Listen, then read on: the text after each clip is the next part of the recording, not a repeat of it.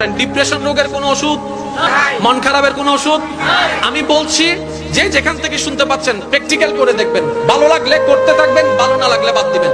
আমি প্র্যাকটিক্যাল করেছি সেটা আপনাদেরকে বলছি।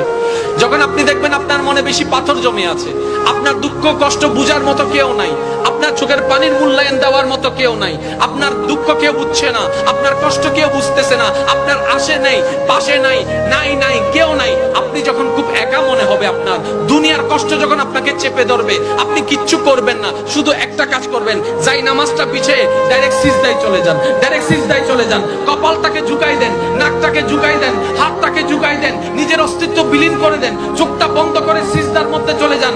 আল্লাহর ওয়াস্তে করে বলছি, কিচ্ছু পড়া লাগবে না, শুধু সিজদার মধ্যে পড়তে থাকেন, সিজদায় পড়ে থাকেন, কান্না করতে থাকেন। ওনাকে বুঝান যিনি আপনি না বললেও সবকিছু বুঝে, ওই রবকে জানান যিনি আপনি না জানালেও সবকিছু জানে। দুনিয়ার মানুষ তো আজকে বললে কালকে চুপ উল্টাই ফেলে, ব্ল্যাকমেল করতে শুরু করে। রব তো সবকিছু জানার পরেও দোষ গোপন করে রেখেছে। ওই রবের দরবারে সবকিছু বলতে থাকেন, 1টা মিনিট 2টা মিনিট 3টা মিনিট, দেখবেন আপনার সমস্যা তখন সমাধান না হলো অন্তরে এমন একটা শান্তি লাগবে যেটা আপনার পৃথিবীর কোথাও খুঁজে পাবেন না। সুবহানাল্লাহ।